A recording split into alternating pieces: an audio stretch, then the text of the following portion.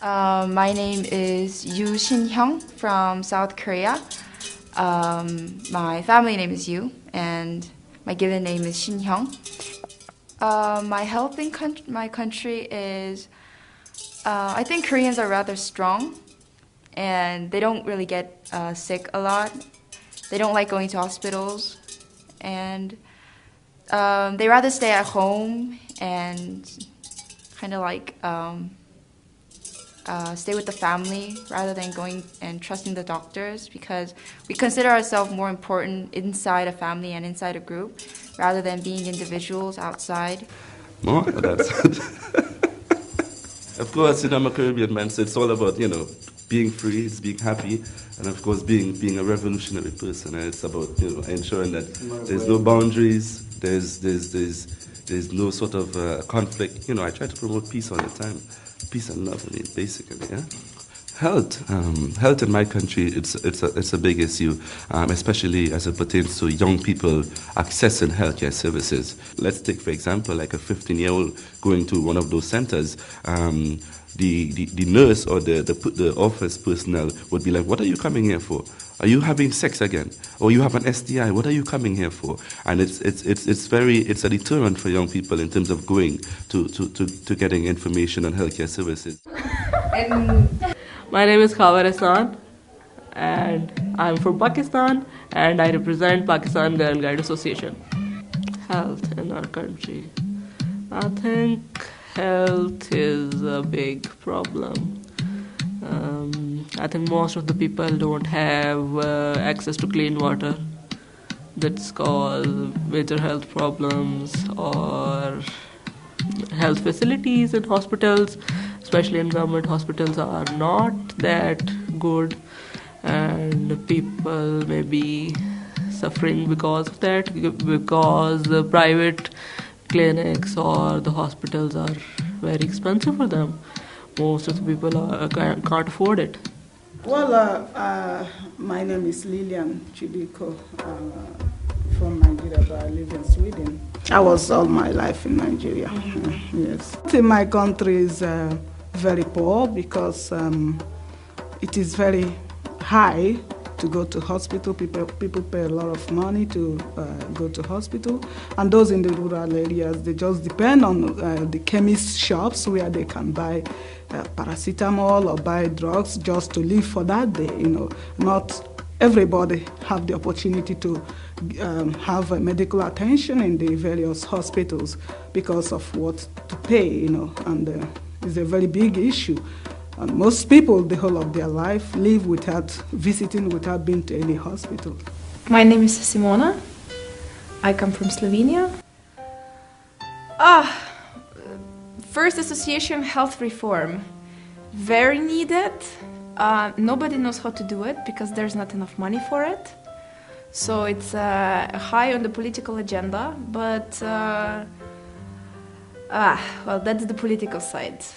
I think that in my country you have suffered a lot from the transition period, from a former political system, and the health system has been one of the areas that has suffered a lot. And unfortunately, we had gone from having a fairly good social health system to having one which, is not meeting the needs of the people anymore. Primeramente, mi nombre es Sixto Zapata, soy de Nicaragua, pero vivo en Cuba. Sobre la salud en mi país, ¿verdad? Anteponiendo como ejemplo, ¿verdad?, ante el mundo el sistema de la salud cubana, pero en el caso de la salud nicaragüense, consideramos que con el nuevo gobierno han habido avances importantísimos, ¿verdad? De manera de que se han podido eliminar todos los sectores privados que existía en las instituciones públicas de servicio de salud, y la salud debe ser de calidad y gratuita para todo el pueblo y un derecho fundamental para los jóvenes.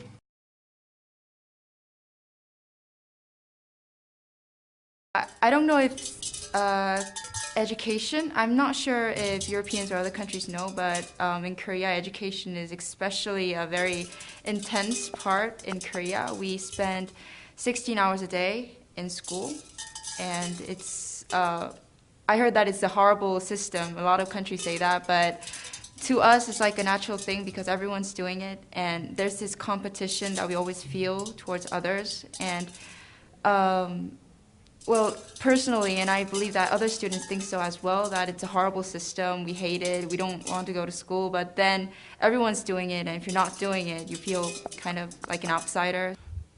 No, I mean, for me, education is a very interesting thing because, I mean, for me coming from the Caribbean, we're basically brought up on the Western framework of education. And I think in a lot of cases, like working in some of the rural communities, you have seen where that Western type of education system, it doesn't work. Especially going into the poverty-stricken communities, that sort of Western system of education doesn't work, and you always have to try and find new ways of creating very creative programs that utilizes education. So in some cases, we use theater. Education. Education is, to me, able to know something about anything. It's education, whether it's about religion, whether it's about to cope up with the daily routine and the methods to cope up with things. These are all education. Education, I would say, is the process of developing somebody.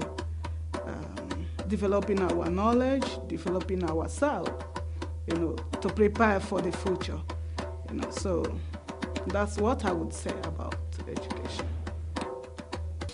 The opportunity to change the world by, influencing internal change in people, empowering them. For me, it's the tool to at least the one that I can operate best. La educación, para mí y para todos los jóvenes a nivel mundial, debe ser un derecho fundamental para la humanidad. Es una herramienta estratégica para la integración de los pueblos.